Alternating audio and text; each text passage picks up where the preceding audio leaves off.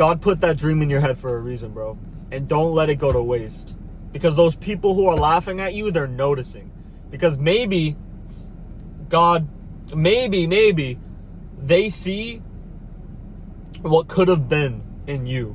When they see you going after those goals, when they see you waking up early, when they see you tracking your food, when they see you saying, nah, I don't want pizza tonight, I already made my meal, I'm going to have this chicken and some potatoes on the side. And they say, bro, just take a day off. It's not that deep. Bro, you're not going to be a bodybuilder. You don't have to be that disciplined. Like, let's be realistic, bro. What's realistic for me is not realistic for you. God put this dream in my head for a reason, and he didn't give you this dream for a reason as well. Whatever goals God put in your head, cool, go after those. But he put these in my head, and I'm going to attack them with full intensity, because the fact that I can feel this way is enough evidence that I was meant for something better. And I'm going to make a successful self-fulfilling prophecy where I believe I can, and my actions act in accordance, and my reality is sculpted from those actions, as opposed to you who thinks deep down, I'm really not good enough. I'm going to think realistically, I'm not going to be the best bodybuilder, or I'm not going to get in shape, or I'm not going to become successful. And then your actions live up to that, and then your reality is sculpted by those actions. It's that simple. Every single person lives a self-fulfilling prophecy, but it's your choice to decide which you're going to live. Are you going to live the one that cycles into you becoming a failure, or you staying average? Or are you going to be the one that, are you going to live the one that's going to make you successful, that's going to give you the results that you've always dreamed of since you were a little kid? I didn't believe I was good enough. If you looked at my life, so it's 2025, as I'm recording this, 2020, if we looked back to 2020, I was 195 pounds. I was fat. It was the fattest I ever was in my life. Ever. 195 pounds of pure body fat. 35-40% body fat, maybe. I was like borderline obese if you looked at my BMI.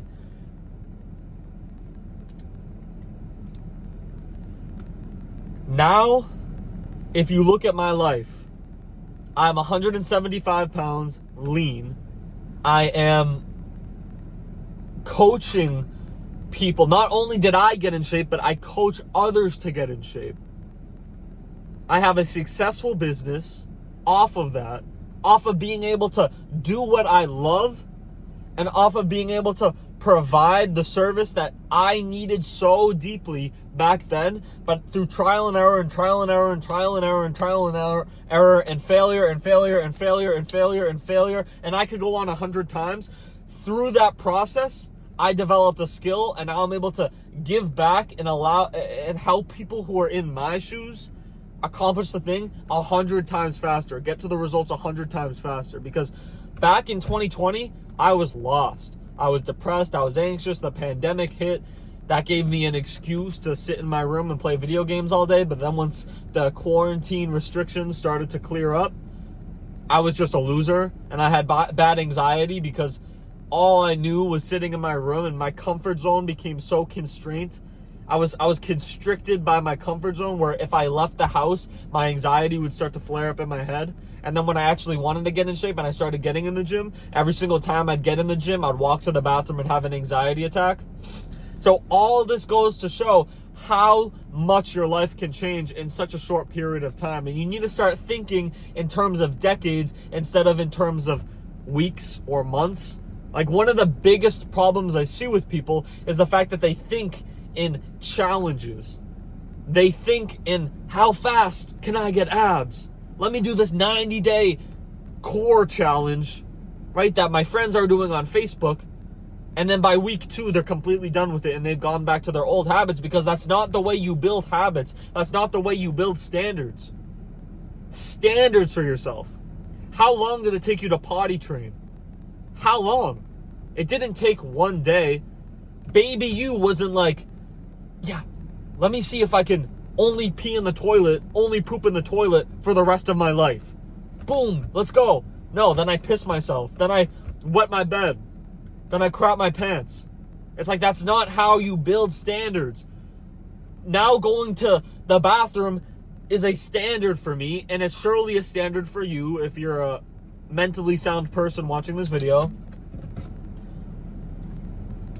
So I want you to frame your goals in terms of what standards are required for me to become successful in this journey. And now let me develop those standards the same way I developed the consistency when it comes to going to the bathroom, when it comes to brushing my teeth at night, when it comes to taking a shower every single day. We don't rise to the levels of our goals. We fall back to the levels of our systems. Right? So the problem people run into is that they try to rise to the levels of their goals.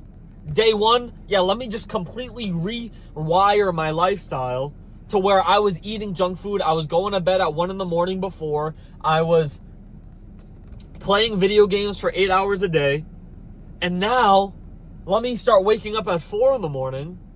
Let me start tracking my food and only eating healthy foods. Let me cut out all my friends. Let me go on runs. I can go on and on, but that's not how you develop habits. Now, I am an advocate for taking monumental steps outside of your comfort zone. I think that's a great way, but you have to understand that it's not going to work out. Like, genuinely be okay with failure. You have to fail until you win. You have to fail forwards. You have to have a goal that is so great you're willing to fail countless times for it. And if you have that, well, then you're going to succeed. And if you accept failure and you understand what failure feels like, so that when you're in those moments of overwhelming stress, you can recognize, okay, I'm in the moment that's going to build me into the man who deserves the things that I want. I'm in the moment that's going to help strengthen the standards that will make it inevitable for me to succeed and will continuously level me up and expand my comfort zone and just have me accomplishing my goals at such a fast rate. You have to be okay with that failure in order to succeed, right? That's the point. So while I am an advocate for taking monumental steps outside of your comfort zone, you can't just give up after you fail, after trying to completely rewire your lifestyle. Like, cool, do that. Wake up at 4 a.m., cut out all your friends if that's what you want to do. Start eating healthy. Start going to the gym every single day. You're going to fail because you're not used to it. The problem is, once you do fail, don't think this isn't for me. Think this is a necessary point in my life where it's going to change courses, because I'm on a timeline right now, and every single time I fail, I start to force myself out of this timeline into a new timeline that's going to sculpt me into the man that I want to become. That's going to allow me to live the lifestyle that I've been dreaming about since I was 5 years old. You have to understand that concept in order to become successful, in order to accomplish your goals. Because without that, you're going to say what I was just saying. Oh, this isn't for me. Bro, nothing is for you except success. You just have to understand that success comes after dozens and dozens and dozens of failures. Like, how hard would you try to fail right now if you knew you were only 30 failures away from your goal? If God came down and said, Daniel, you are 30 more failures away from your goal, how hard would you be trying to fail? How fast would you be trying to get to that next failure? That's the work ethic and the intensity you have to attack your goals at. Because it is true, there is a set number of failures before your goal. The only hard part is that it's uncertain. You don't know if you have 10 or 15 or 20 or 60 or 100 or 200. That's the hard part. But it's the same for everybody. It's the same in terms of we each have a specific number of failures in our way before our goal. But everybody has failures before their goal, because people would never have the goal if they didn't have the,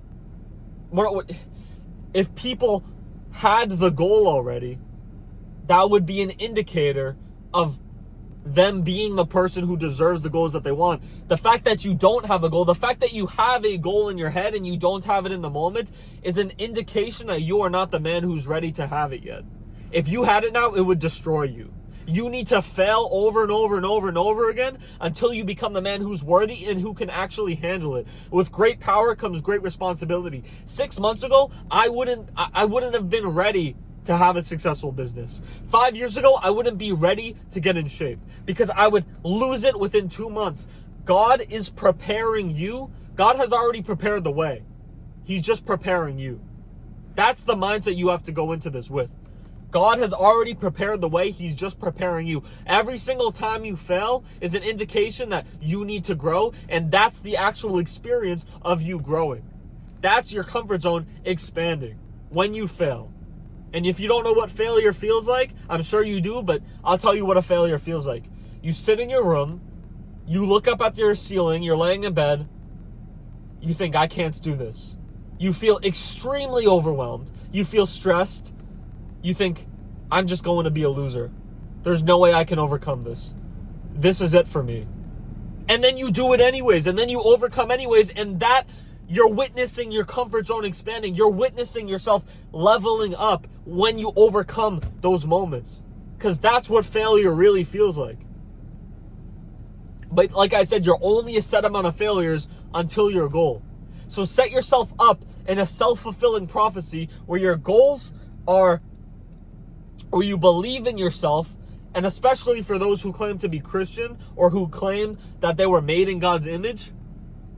If you believe you're made in God's image and you don't think you can accomplish your goal, do you really believe you are made in God's image? If your actions are leading me to believe you don't believe in yourself, are you really saying you're made in God's image? How can you say you're made in God's image, yet I look at your lifestyle and it looks like somebody who doesn't believe in themselves?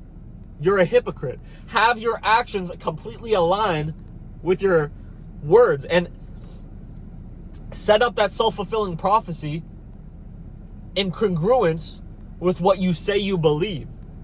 If you say you believe you're a Christian, if you say you believe you're made in God's image, then start believing in your goals and start having your actions align with those beliefs. And guess what happens when you start acting as a successful person? When you start acting as somebody who believes in themselves?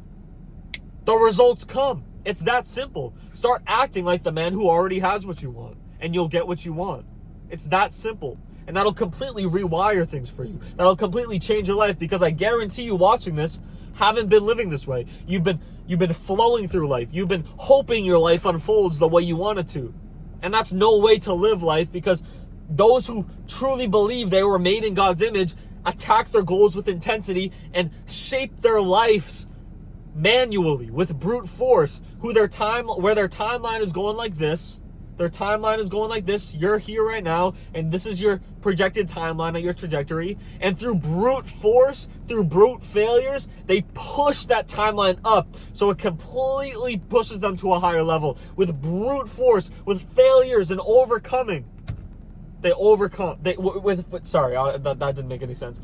With brute force of overcoming failures, they change the trajectory of their life.